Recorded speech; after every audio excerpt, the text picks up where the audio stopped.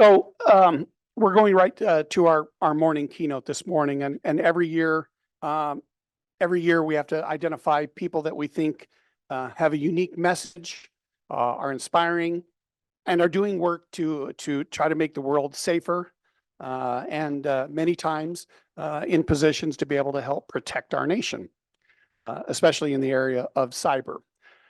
As Purdue is one of the founders of the Space ISAC, which is, I believe, the very first time that any ISAC has been set up that they allowed a university to be a founding member. And as such, there have been three of us who have been primarily liaisons to the Space ISAC. Right in front of me, Dan Herleman was embedded and worked daily. I am one of those people and have had the opportunity to both speak at their annual Space ISAC cybersecurity meeting, as well as attend. But during those opportunities to visit out there, I had great opportunities to meet a lot of very bright people who are working in the area of space cyber. But for 2 years in a row, Sam Visner and I had just unbelievable, great conversations over warm coffee, not lukewarm coffee, but warm coffee. And I told him this past October, I said, Sam, we need to get you get back to Purdue to talk at our annual symposium.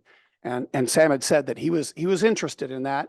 You know, if heavy schedule, not sure, but he was interested. And so I said, okay, I'll give you a heads up on the dates. I gave dates, and he said, I'm supposed to be at an Army advisory board. Well, we'll look at next year. He goes, no. I really want to do this. So I'm not obviously reading his bio. Please take a time to read his bio in there. Unbelievably impressive person, unbelievable foresight in helping, an agenda setter, not just for the corporations he worked at, but for our nation in the area of cybersecurity, and specifically later in his career in the area of space cyber. In addition to being a fellow with the Aerospace Corporation, he is the chairman of the board for the Space ISAC, who gave up going to advise the United States Army to be able to come and talk to us today. Extremely honored that I've gotten to know this gentleman the last 2 years, and again, very appreciative that he's with us today. Sam, thanks very much. All right, thank you. Let's see if this is working. Thanks, Joel. So I am really grateful that Joel decided not to read my obituary, which is great. I'm the warm-up act for the day, apparently. So please don't take anything I say too seriously. I want you all to note that although I'm supposedly on for an hour, I believe that speaking for an hour in the morning is tantamount to a war crime. And if this were Cuba, and and under the days of Castro, where you would, he'd speak to the Central Committee for like 6 hours on the first day and continue for another 6 to 8 hours on the second day, we can understand that. But we're not going to do anything at all like that. So I want to, before I do anything else, I attended as one of the judges for students the session last night to look at the posters. And I was asked to choose 5 that I thought were outstanding among those that we saw. And that was really almost impossible. It was almost, in my case, like throwing darts at a dartboard. So many of the students I met are brilliant. And a couple of the ones that I chose did make it to the final 5. But I have to say that I was astonished by the breadth and the scope and the depth of the knowledge and learning that I saw. So that was extraordinarily impressive. And it was an honor to be there. And I have to say, if that is the caliber of people we're seeing here at Purdue. So let me start by thanking you all, ladies and gentlemen, members of the professional community, students and faculty. I noticed some friends here in the room today. It shows that these people need to trade up in their level of friendship. And as we say, other unindicted co-conspirators. It's an honor to have been invited to CERIAS and to share my thoughts with you regarding the world of cyberspace, its origins, and its possible future. And I'm not going to belabor you with a technical discussion. I'm not a computer scientist. I'm not an engineer.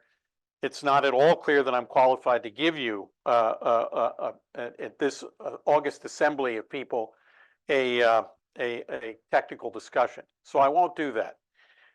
Instead, I would like you to think for the next few minutes, hopefully not a full hour. I'm going to leave time for questions and rotten tomatoes. Ashley, you got one back there? I see. Yeah, I figured you would be. But I'd like us to think politically.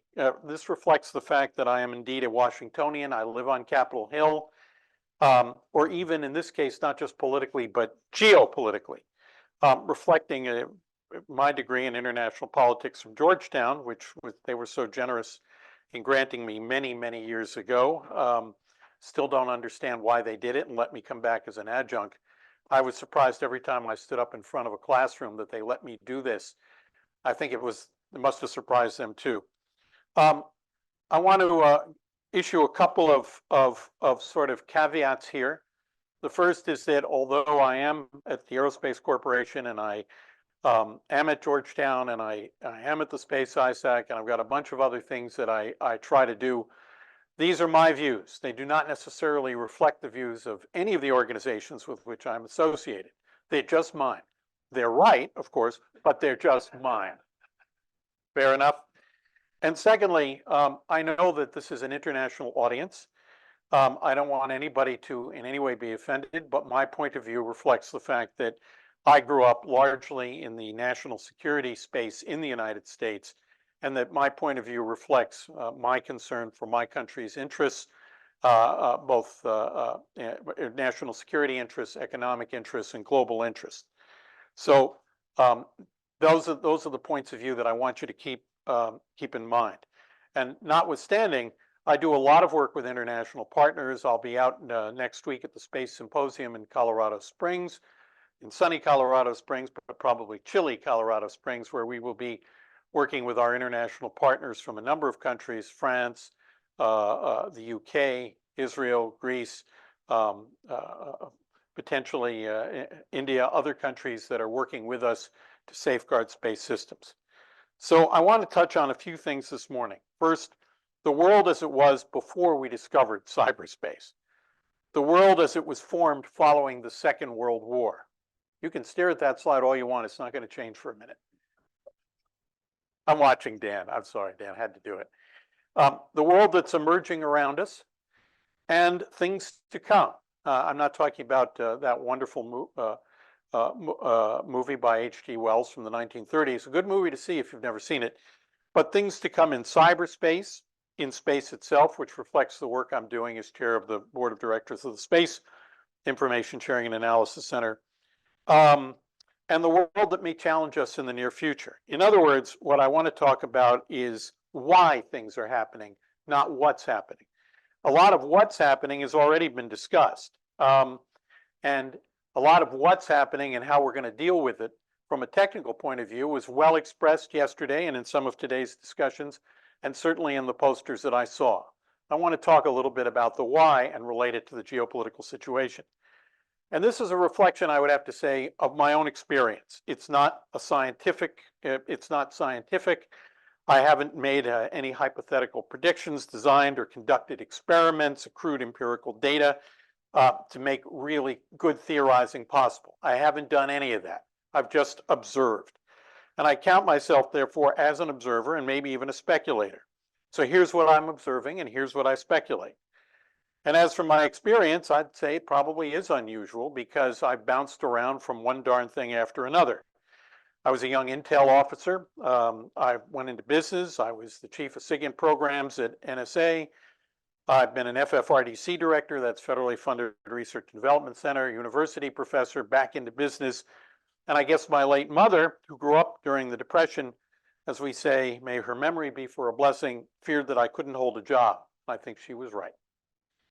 So let's start with a quick discussion of the world before cyberspace. And this has been a really quick evolution indeed. Now let's see if I can change slides. Oddly enough, this thing, who knows what this was? Good, all right, good, right. Not a telephone, not a PC. Although it does have a keyboard. It's a one key keyboard. This is the first technology on which I actually had to pass a test. I actually had to be certified. This is a Morse code key, of course. And for anybody here do Morse code? I bet Tommy does. Tommy would, right. Well, I could send and receive with this thing at about 18 words a minute, which is not terribly fast, but was pretty good. And I tested myself on it a couple of years ago for my students by finding a site on the web. And yes, I could still 45, 50 years later copy some code. Not real well, I got to tell you, sort of a high error rate, but it did work. And most of us probably don't remember, such a world in which we really barely used electromagnetic energy to communicate. And this was a sort of pre-cyberspace world. But actually, we have used electromagnetic energy to communicate for really quite a long time. And I'll show you a picture of what I mean by this. Let's see if I can get the right thing. I assume some of you are going to see or have seen the movie Bonaparte, yes? I haven't seen it, by the way, but I'm told it's pretty good. In the late 18th and early 19th centuries, France used visual telegraphy, semaphores with signals relayed across the country. And by the middle of the 19th century, this network even reached, throughout France and to French interests beyond France's border. I'm going to get this right one way or another. And that was pretty fantastic. And it was line of sight. So for those of you who've seen the Lord of the Rings movies, right, the beacons are lit, the beacons are lit. Wonderful scene, by the way. You want to see it on a big screen with lots of booming sound. But this thing was essentially arms that would go up and down, signaling letters and characters and words. And the French king could communicate throughout the country, not quite in real time, but almost darn close to real time. And this is what the network looked like. And again, this is how the thing worked. There it is. And they could go all over the country, and it worked really, really well. Messages, of course, could be intercepted, and somebody could try to decode or exploit them. So a cipher for characters and words had to be introduced. The cipher was known to the operators. So already, this was a bit of defensive cyber in use. This was a very simple encryption, and in this case, just a very, very simple coding protocol. Of course, the middle of the 19th century did make a new kind of electromagnetic energy available to us, this electricity. And here's what I would call the first internet cafe. You're laughing. You're laughing. All right. I admit there are no, black-clad 20-somethings in there with their mochachinos. And I don't see a little Starbucks thing on the side. Maybe I do. I'm not sure. But this is what I would call the first internet cafe. And during the Revolutionary War, during the Civil War, the Union, with army units, sent out telegraph wagons like this, and this allowed the army to communicate almost in real time. And this, combined with the North's industrial power and the fact that it had railroads and could move its troops around, gave it an enormous advantage. But these wagons would go with army units, they'd tie up to the nearest telegraph, and they would be in a position to actually communicate. This thing was actually the battery wagon. And by the way, it's the rise of electricity that sort of put an end to the need for visual telegraphy in France. But again, this is not what we would call cyberspace. This was not ubiquitous. This was not the kind of technology that was easy to use. People didn't really reside in this kind of a cyberspace. But ciphers did become more sophisticated, and the efforts to break them and to exploit their traffic became more vigorous. Flash forward, of course, and we get to World War II. Germany created the famous, or let's say infamous, Enigma machine with daily changing rotors and plugboard arrangements, culminating in a 12-rotor version used by Hitler to communicate with his subordinates. And this was not an easy thing to break, even with Alan Turing's genius. And although you've probably all heard of it, what happened every day is for every two communications, every pairwise combination, If a station communicated with a dozen other stations, they had a separate set of settings for each station, pairwise.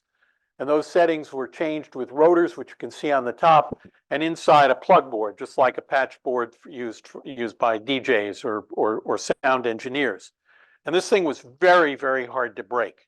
I'll spend a moment and tell you a little bit about how it was broken. Of course, I'm sure many of you have seen the movie, the Imitation Game. But our British friends really needed to break this thing, because the Germans were communicating essentially with impunity, and the Germans were using this machine to communicate with and coordinate submarine attacks that were keeping the Atlantic closed and making it almost impossible for us to resupply our British allies. And the Germans were trying to starve the British to death. Came damn close to doing it too. The British decided that they needed to do two things. And it's worth sort of reflecting on this, because we sort of do this today. They needed first to say, they said, look, this is one hard problem to solve. We need an easier problem to solve. And then we need to make ourselves smarter. So we need to lower the bar on the problem, and we still need to make ourselves smart enough to solve a somewhat easier problem. So the first challenge of making this a somewhat easier problem to solve, and I'm giving you the very basic version of the story, they sort of did cover this kind of sort of in the movie The Imitation Game, but not as well as I would have liked. And that was by really studying the heck out of German communications. They decided to understand the subject and the routing of the messages, even if the content itself remained enciphered. So they knew, this message was being sent by a weather ship, so it probably had some weather data in it. Don't know what it says, but it's probably got weather data in it, right? And they also asked, if this were our machine and we were using it, what mistakes would we make? It's probable that the Germans are making some of the same mistakes we are, such as failing to change each day the initial trigraph code used uniquely between each two stations, substituting instead, for example, the initial of the operator's girlfriend, maybe Celia.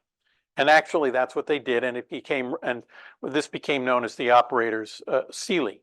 And let's become clear, although the use of this machine, of the Enigma, was supposed to be done very rigorously, right? Who was using it?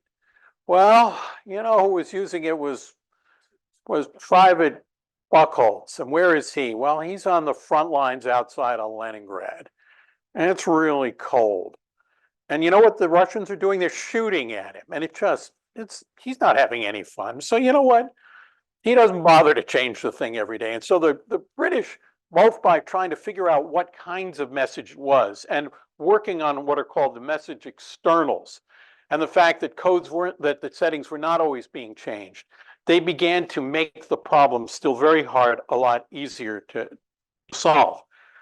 The other problem of becoming more capable problem solvers was addressed both by the logic tests that Turing and his colleagues devised, and industrialization, building many machines to make informed guesses that these logic tests indicated might work, to duplicate Enigma machines settings. And the device that made these informed guesses, you probably saw in the movie, was called the bomb.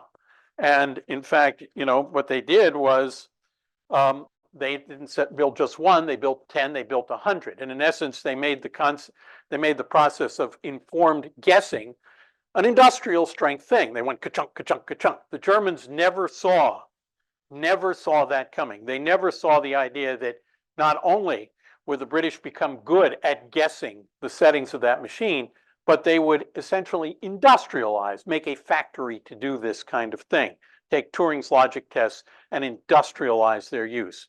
That's something nobody saw coming. By the end of the war, one hears, and this may be apocryphal, that Allied commanders were in some cases reading German orders before the German commanders to which they were addressed, which is witness to the efficiency of the automated cipher key recovery by the Germans.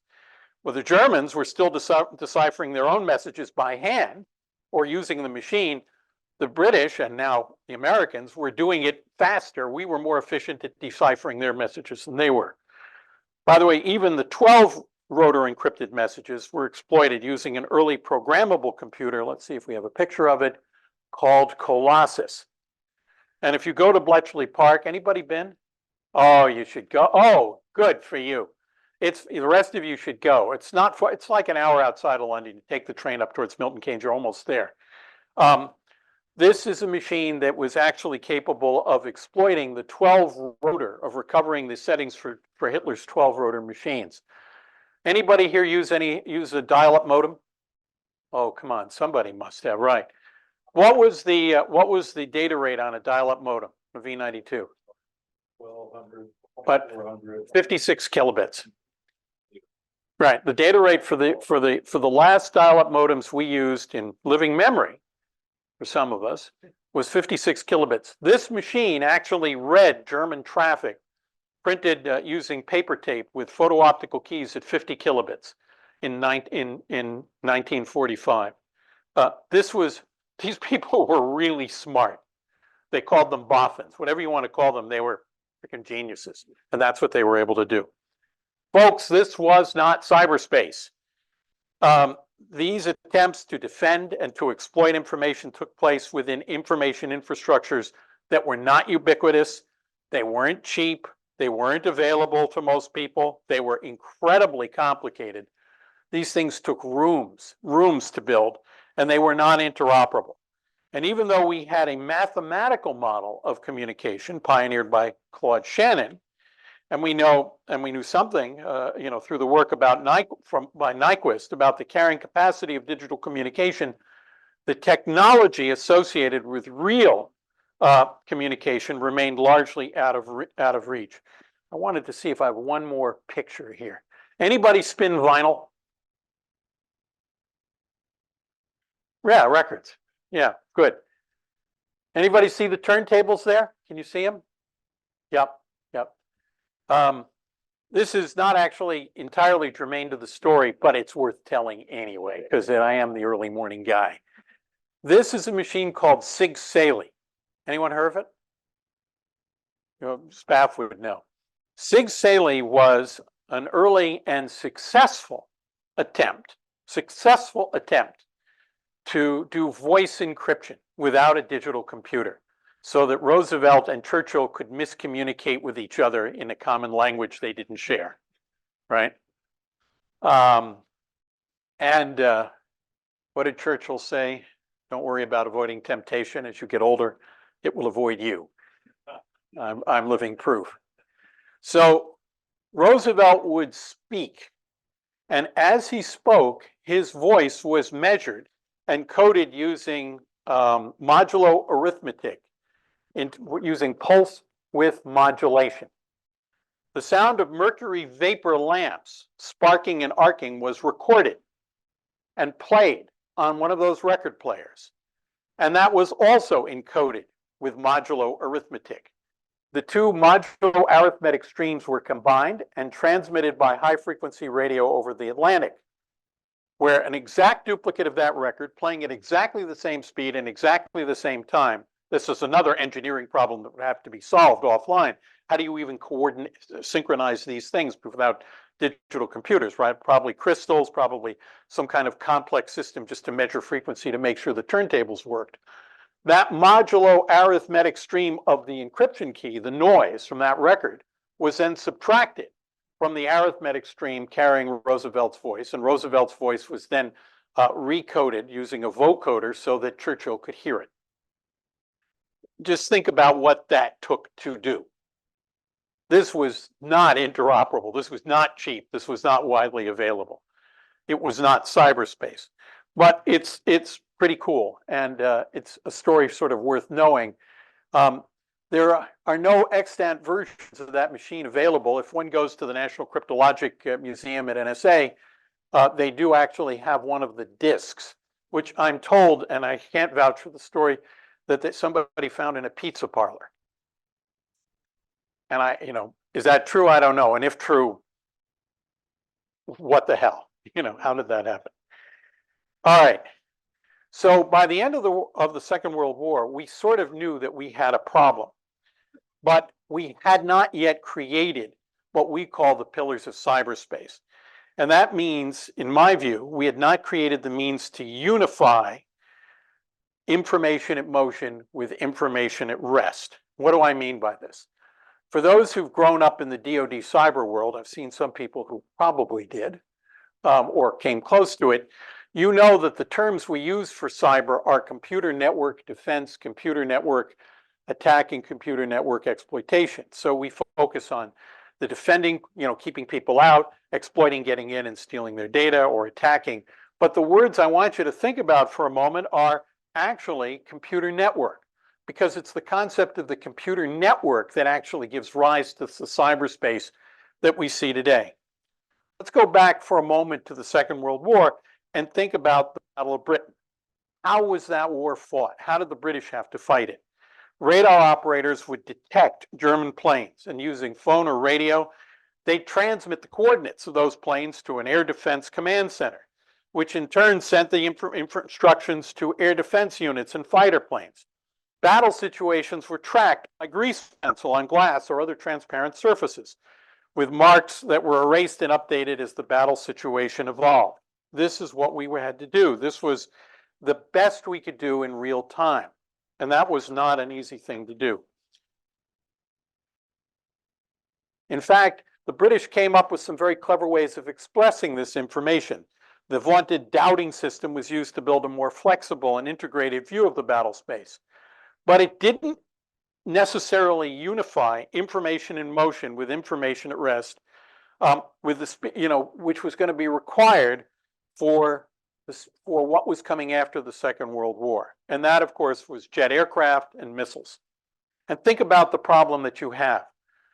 Somebody says, well, a plane is coming, the Germans are coming, they're flying at this speed, this altitude, they're heading in this direction. So you mark that on a board and you send instructions, send the fighters out to shoot down the German planes.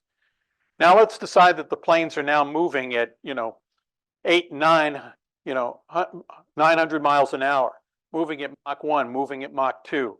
Missiles are coming over the pole. You're not going to be saying, well, mark it here, send it in. No, mark it here. No, mark it here. You can't do that. It's impossible. So the number and speed of things that had to be tracked exceeded the human capacity to do so using the systems that we had in the Second World War. And it wasn't possible to plot things in real time. It also, by the way, wasn't possible to plot things in real time and know what was happening on the ground. In other words, we didn't have a database. So we needed to have a means to unify information in motion. That is, in this case, the location and movement of jet planes and missiles with information at rest, like the characteristics of the terrain over which, and the targets over which these planes and missiles travel. And building information architectures that digitized such information in databases and allowed information in motion or transaction information, the plane is moving, and to be related to information reflected in databases, moving over what? This is what created the first integrated computer networks. And this wasn't easy to do. It required interoperability. It required standards. It required communications networks that had some capacity and were fast. When did this take place? Well, the 1950s is when it took place. And it's for the US, it had highlighted a problem for the US that we hadn't had really since the War of 1812, which was defending our homeland. In response to this challenge, the Department of Defense developed and deployed something called SAGE. And being DoD, it managed to give it the most boring name possible. They called it the Semi-Automated Ground Environment. Boy, if that doesn't sound boring. By the way, for those of you who go back to the Second World War, remember the Manhattan Project was also called the Manhattan District, not really the Manhattan Project. And the idea was by misdirection. Who do you work for? I work for the Manhattan District. It's like, yeah, I collect trash for the Manhattan District. It was misdirection. This allowed operators to view information in motion, the tracks of planes and missiles, against information at rest, database information, the cities, towns, factories, military bases, and other facilities over which they flew. Operators could highlight with an early mouse, actually a light pen, specific places on their displays, which were rather early CRTs, cathode ray tubes, and they could invoke information about the ground over which the missiles and planes were flying, or even the characteristics of the plane itself. And they could figure out where it was targeting, and they could actually take information from a database and relate that to the information in motion about where things were happening. This was really quite a lot. And if you look at, let me see if I can get a picture of SAGE up here. And there it is. Looking at SAGE, you can see, and thinking about things moving over this map. And I'm sorry this isn't animated, but I am not a PowerPoint Jedi, nor am I a PowerPoint Sith, right? Barely a PowerPoint Padawan. But, think about this. This is, a little bit like Google Maps or Waze. I live in Washington, D.C. I don't cross the street without using Waze. And you could see things moving here and click on points of interest and invoke information. So you could, in fact, develop a situation in which you could unify the information that was in motion, transactional information, what's going on, with information about that object or even about the ground on which it was happening. This was really the foundation, I think you can see, of a modern integrated computer network with an actual graphical user interface. And this was designed in the late 1950s, and a lot of people were involved. IBM was involved, the Department of Defense was involved, MITRE was involved, all sorts of organizations had to bring some really smart people together.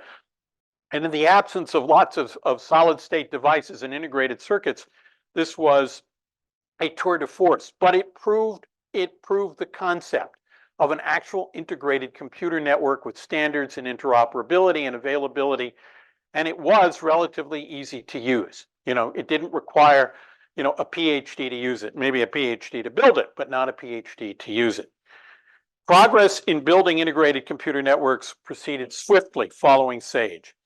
SAGE required common transmission and data formats, and it pushed us towards interoperability. It required computers, graphical interfaces, and swift, reliable digital communication. In fact, one might say that SAGE helped in creating a few years later the network of integrated computer networks we called ARPANET, and today we call the internet. And no jokes about who invented the internet, please. Thank you for that. And even many of today's more specialized networks, including the DISN, rely on the same standards, protocol, and architecture as the internet. So now the work of Shannon and Nyquist could actually be realized because we had the technology to do it. By the way, as for ARPANET, the rise of the internet sort of made it redundant, but its sunset was celebrated by Vint Cerf, of course, no less. And of course, some of us like Spaff and I have had the honor of meeting Vint. Vint is always, by the way, the best dressed person in any room he enters. And as ARPANET was essentially shut down, Vint was eloquent not only in dress, but in words. And he said the following: "It was the first, and being first was best. But now we lay it down to ever rest. Now pause with me a moment, shed some tears. For Auld Lang Syne, for love, for years and years of faithful service, duty done, I weep. Lay down thy packet now, O friend, and sleep." And thus ARPANET was essentially decommissioned. But out of it all was born the pillars of today's cyberspace, the integrated computer network. And that's where cyberspace comes from, in my opinion. Rather a long story, but I think it's pretty worthwhile. And it isn't any wonder that therefore the definitions used in the defense world for cyber are often computer network defense, computer network exploitation, and computer network attack. These terms reflect the centrality of the role that this integrated computer network, unifying information at rest and information motion, plays in the rise of cyberspace and the world online. So how big is cyberspace, and how quickly did it develop? Some data may help. I'm going to produce, so we probably need some data, which I'll give you in a moment. Well, very few people were connected to the internet in the early 1990s. But as Lenin, the famous capitalist philosopher, is reported to have said, quantity has a quality all its own. And by the late 2000s, with almost 8 billion people on Earth, about 60% of them were connected. Compare this, by the way, to the number of people in the air, perhaps 1 billion or so airline passengers in a given year, now that we've returned to pre-pandemic levels. a few tens of millions who sail our oceans and seas, generally not at the same time, and the handful of people in space, although there may be some more if Jeff Bezos and Elon Musk and a few others get their way.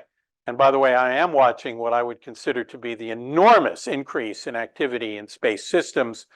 And for those of you who track this sort of thing, the Falcon 9 rocket launch, which is used by SpaceX, has now had over 300 successful launches, which I think is fantastic. And I think he's got over 6,000 Starlink satellites up there. So tall people, remember to duck. All right. Each of these, the land, the sea, the air, is a domain, probably because people can exist there physically. Now, some argue that cyberspace is not a domain, so much as it's just an electromagnetic environment that connects people in other physical domains and allows us to process information about those domains. In the West, generally, and in the US specifically, we experienced the growth of our presence in cyberspace gradually. And the World Bank and the US Federal Reserve Bank of St. Louis provide some illustrative data. And I'm sorry that this is just not easier to read. And the fact is that if you look at this, it wasn't really until, after, say, 2002 that we started to see an explosive growth in our use of cyberspace and the fact that we started to live there. And our growth, which is essentially gradual, reflects the evolution of information technology generally. And that's associated with the internet in particular. So as the technology matured, we moved into that space gradually. What about China? That's a different story and a very interesting one. Its internet growth was more sudden, more rapid, reflecting the adoption of technology that was already available, that was relatively inexpensive. And today, with over 1 billion people in China online, there are more people in China with internet access than there are people in the United States. And again, forgive my rather poor use of graphics here.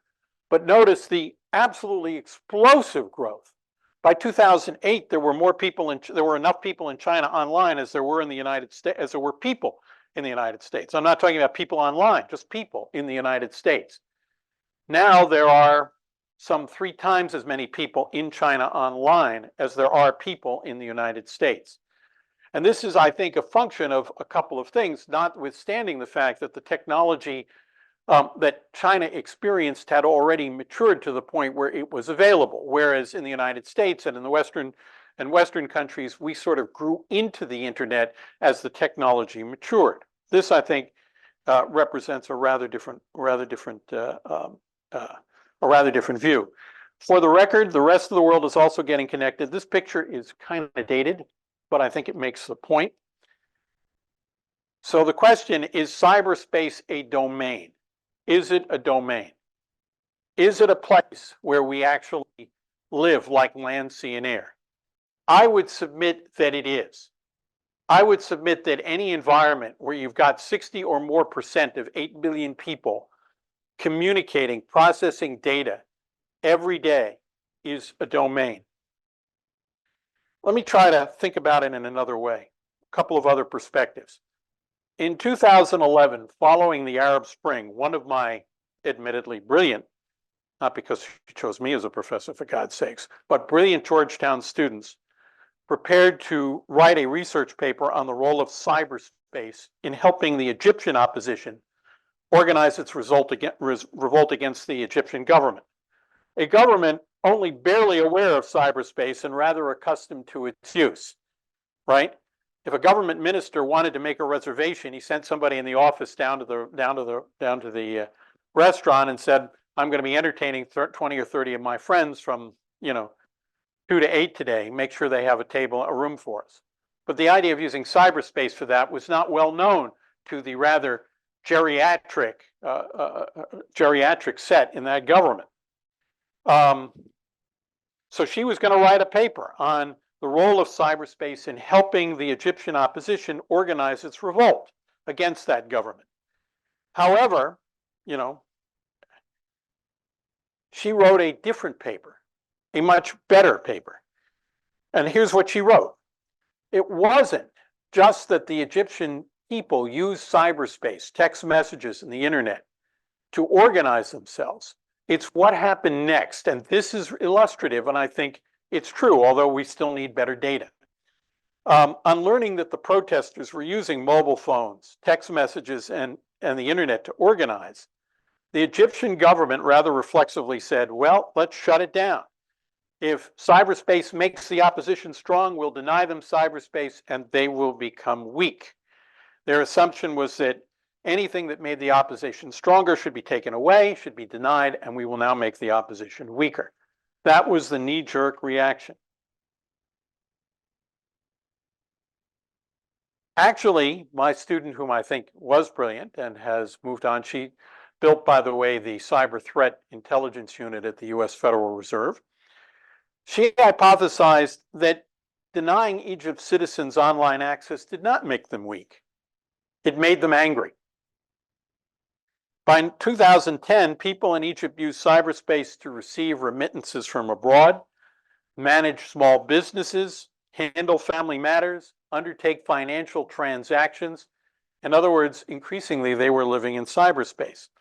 And if you believe what my student wrote, and I do, denying access to cyberspace for these people was tantamount to denying access to electricity, water, public transport.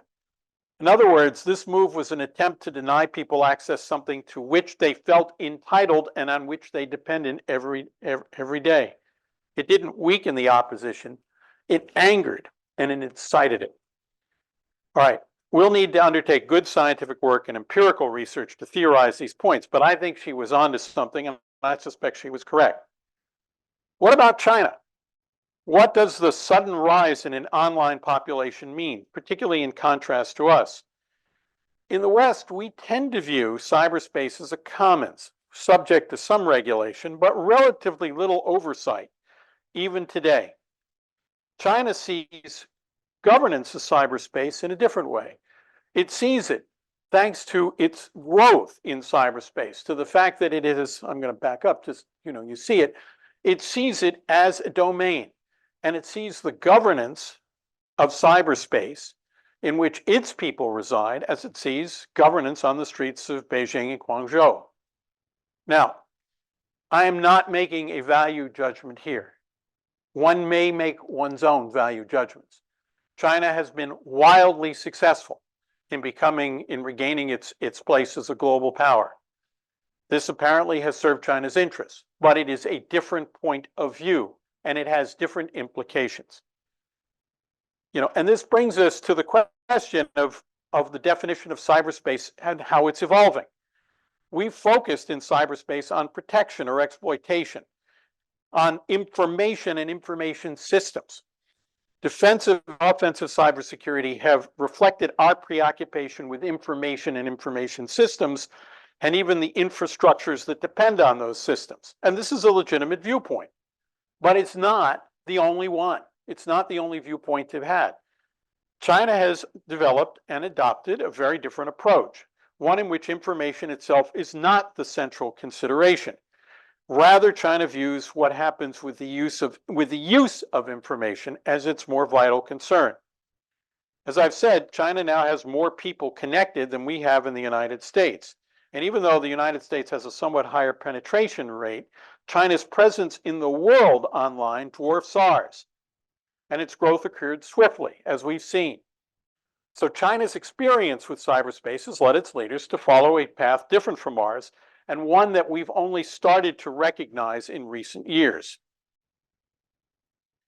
So I've already said that I think cyberspace is a domain with over 60% of the world's people having access. But China's approach to this domain represents one of governance and sovereignty. They approach information as a component of governance and approaches cyberspace,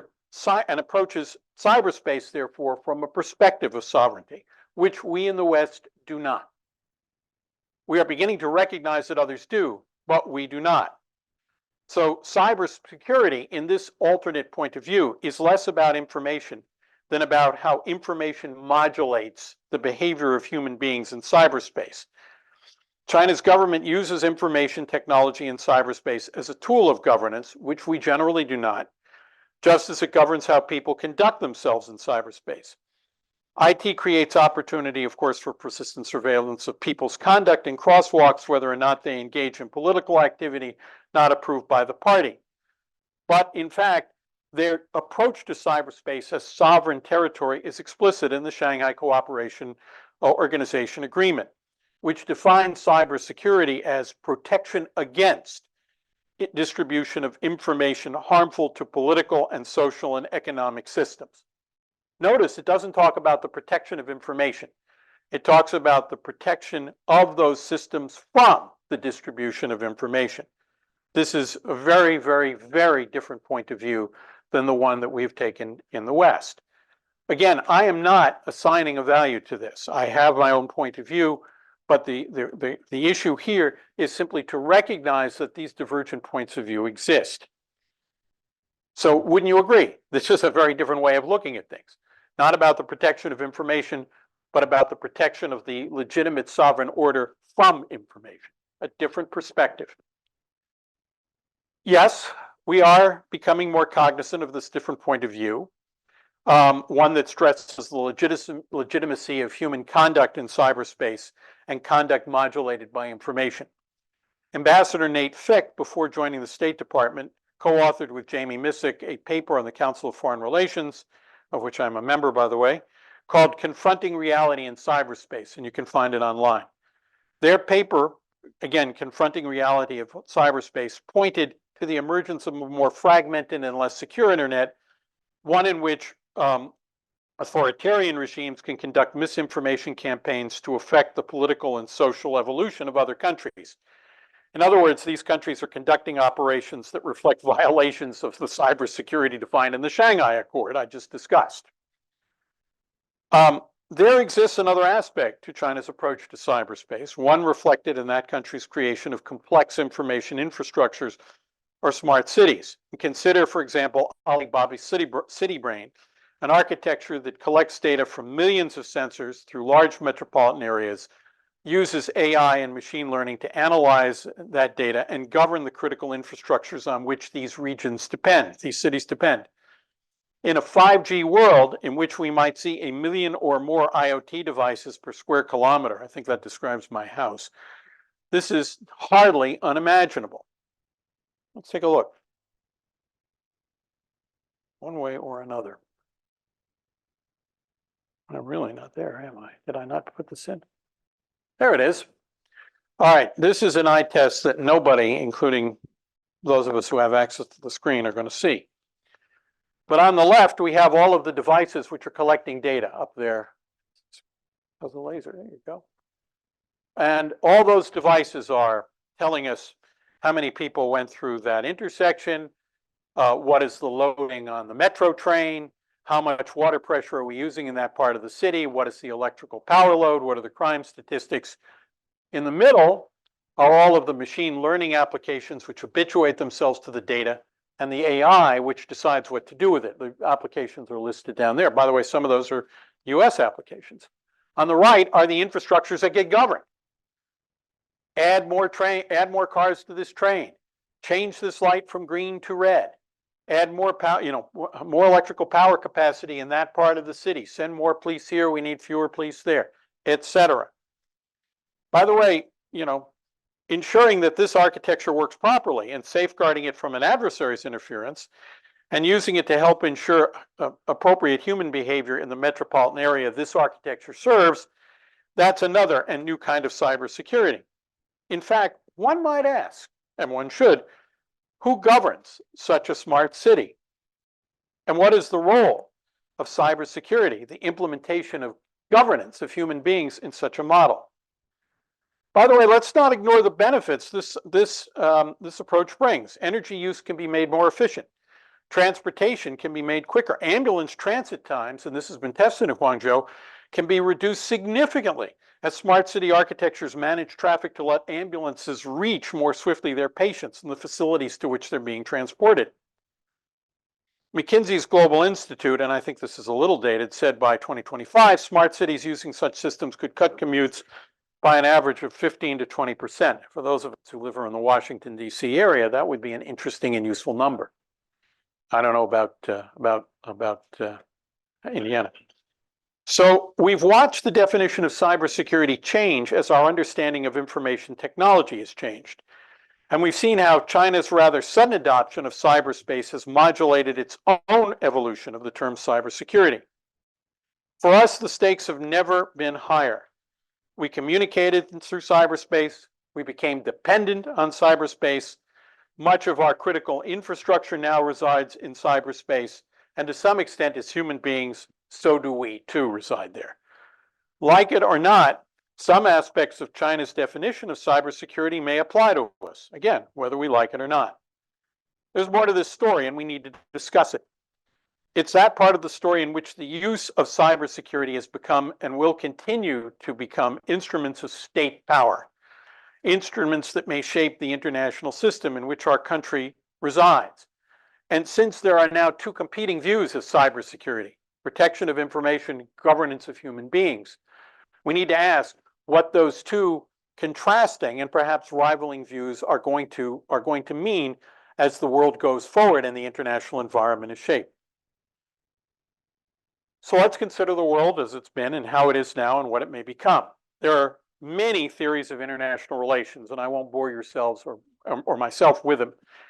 But in my view, major powers and sometimes lesser powers attempt to influence the international systems in ways that favor their interests.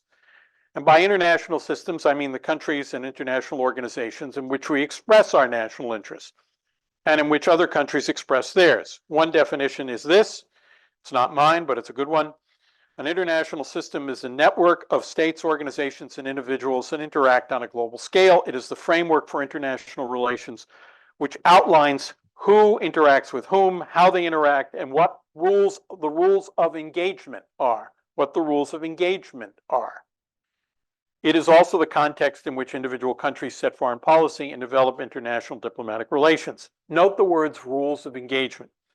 I take this to mean the norms by which actors behave and the instruments they employ in pursuit of those goals consistent with these norms, we hope.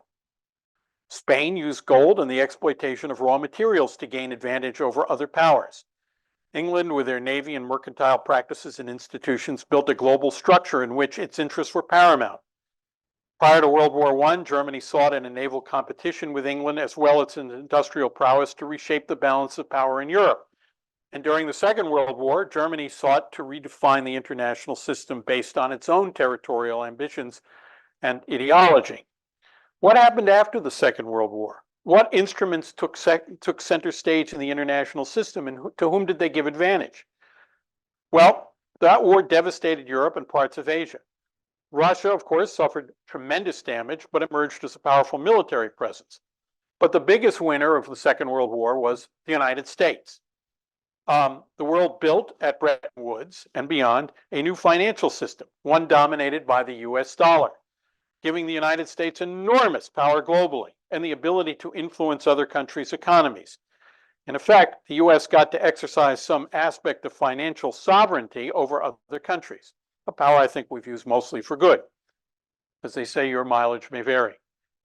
The Marshall Plan, which did much to rebuild Europe's economies, also extended US financial influence, helping to create a set of transatlantic institutions and practices molded largely in Washington, D.C. Our role in the creation and development of the United Nations helped create specialized agencies such as the International Telecommunications Union, the International Maritime Consultative Organization, which regularized global communication and maritime transportation, even as institutions such as the World Bank saw their priorities influenced by US policymakers. We've essentially, since the 19th century, been unchallenged also in our hemisphere. The Monroe Doctrine has given the US enormous influence over the affairs of other countries in the Western Hemisphere. Other countries, influence other countries really have yet to duplicate in their own regions. We remain the US keystone to several collective security arrangements, NATO foremost among them, AUKUS on the way, the US, Australia, and the UK. And even in an era of great power competition, the US dollar remains the world's dominant reserve currency.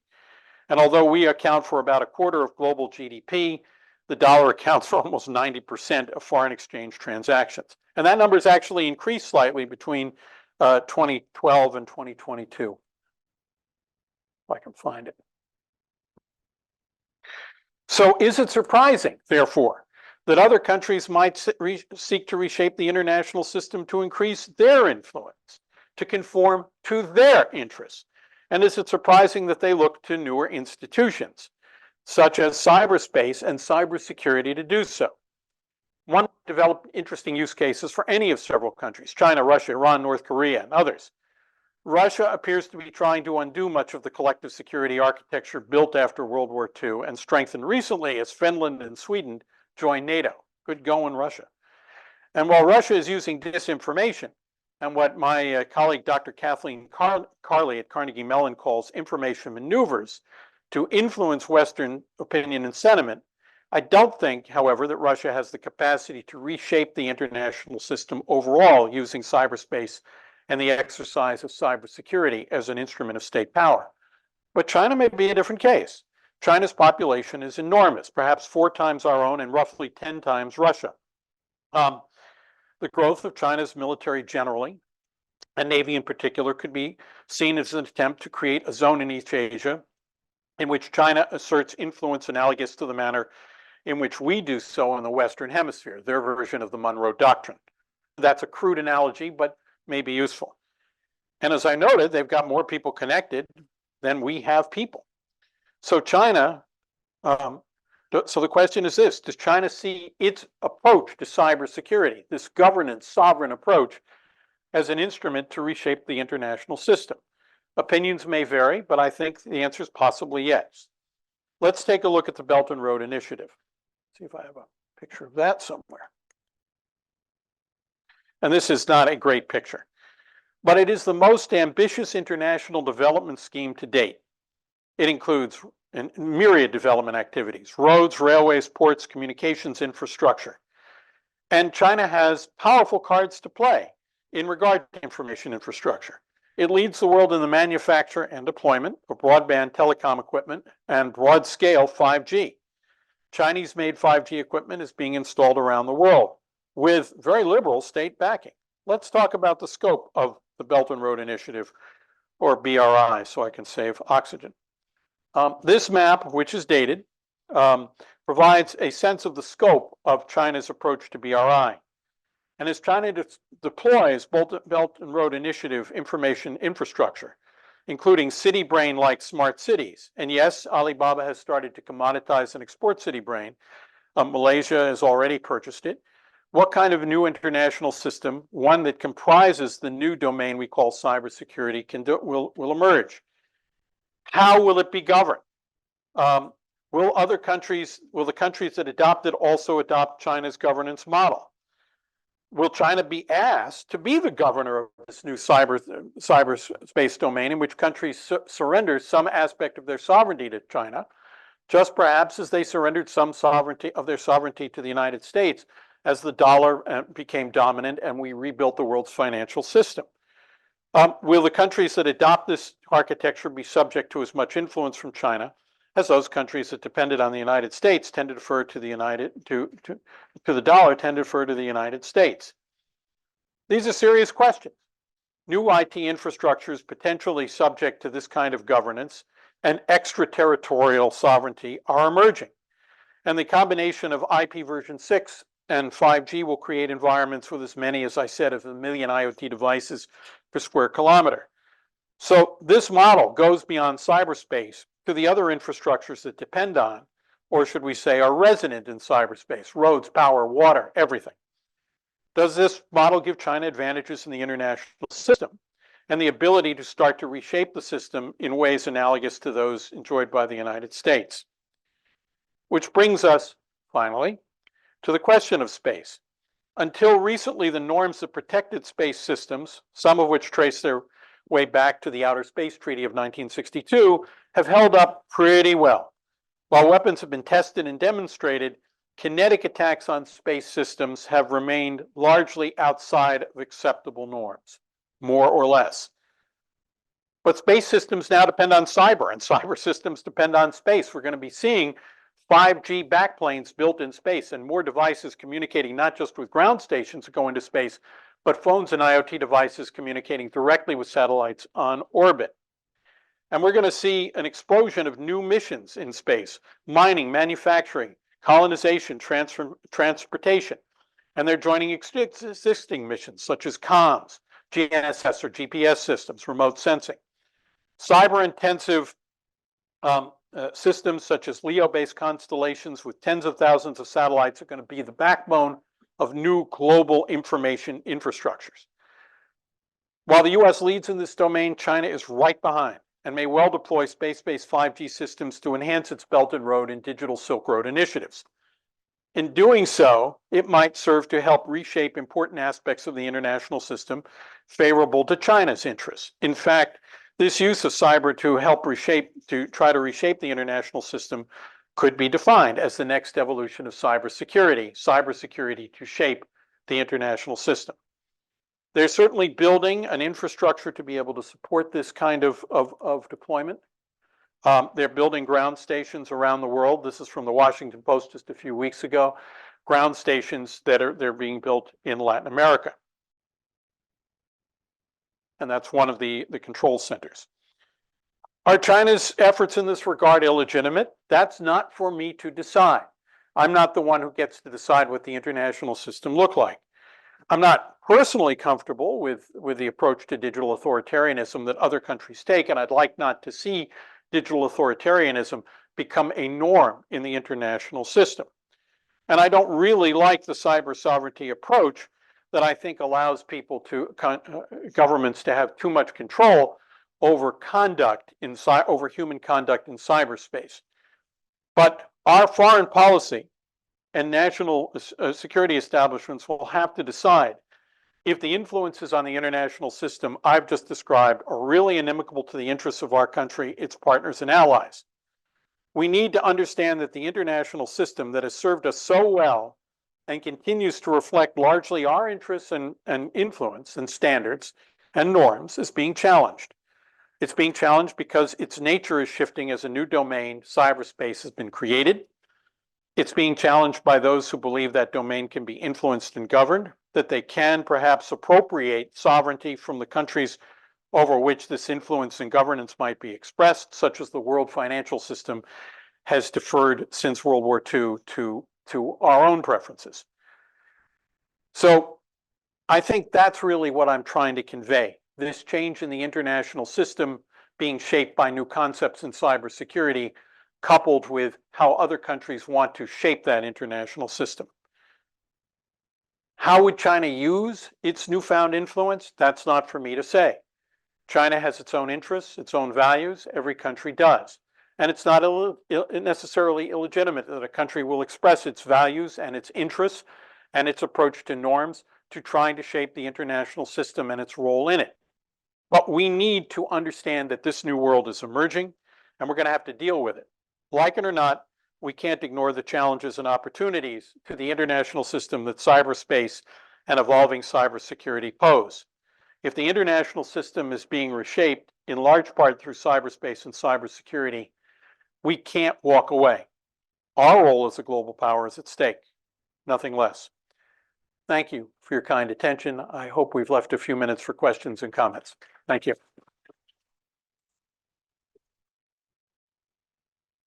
Thank you, Sam. Yeah, we do have time for take about 5 minutes worth of questions. If you have a question, please use the mic in the aisle. Hi, everyone. My question is, do you think what the Enigma machine use as a network, does it use the same as radio or was it different? That's an interesting question. It was the evolution of German communication technology. People communicated between stations by radio, sometimes by landline, generally by radio. The radio message was received as groups of letters. Those letters had to be typed into the Enigma machine, which had been set up in advance with that day's setting. And as the message was typed in, letters flashed on the keyboard in plain text. That's how it was done. Toward the end of the war, Germany and other countries, instead of just using Morse code, were actually using radio teletype, which would be transmitted using what was called then frequency shift keying. It was a whole evolution. By the way, there is a quick story behind this, which I guess I will tell. This is apocryphal, but a friend of mine who is somewhat older said that when the head of German signals was debriefed by the Allies after the war, he said one thing on which the Germans were very proud is that they were confident that the Allies had never exploited their communications. General, you may want to sit down for the next part. Thank you. Our friends from the NSA 2 years in a row had actually brought in an Enigma machine here to the CERIAS Symposium. So I know several of you who are annual attendees probably had the opportunity to send and receive a message. It was fun for a lot of us geeks who were able to play with that It's machine. pretty cumbersome, Yeah, but it works. yeah.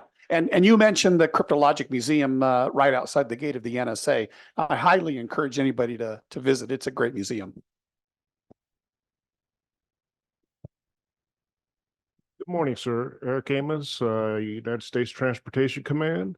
When you mentioned China as far as being a state-owned or being state-centric as far as their cyber domain, can you contrast that with the West that seems to be moving to privatization of their cyber infrastructure?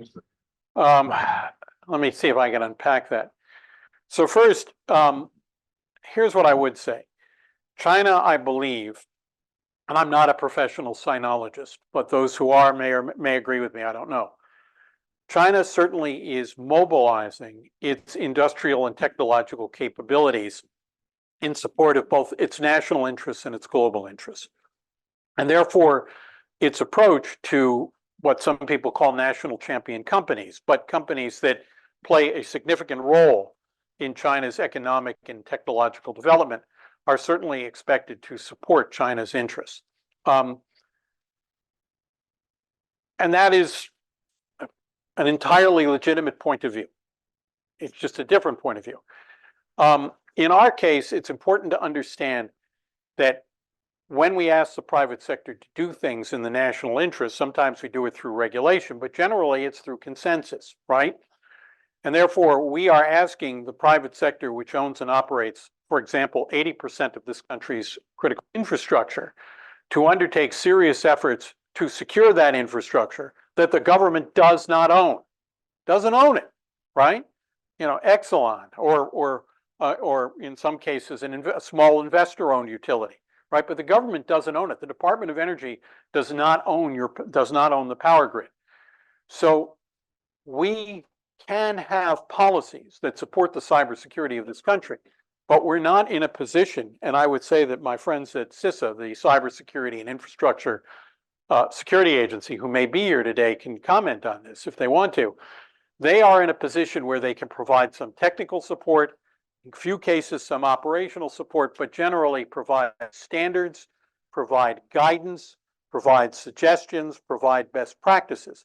The space sector where I'm working right now is a true example of this.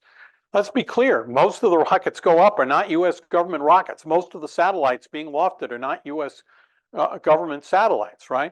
They belong to Maxar and Capella and Planet Labs and Starlink and Blue Origin.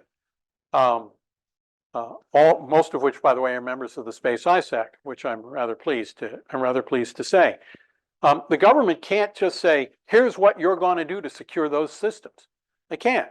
For one thing, space power, weight, and cost on space systems is hard, right? Somebody says, well, add some cybersecurity. Okay, what are we going to take away?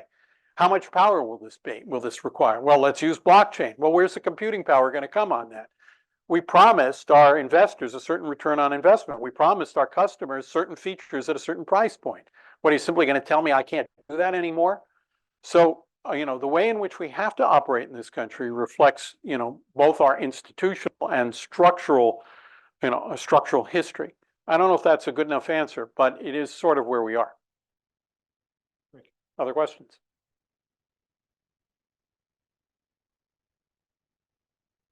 Sam, thank you so much. Welcome. Thank you.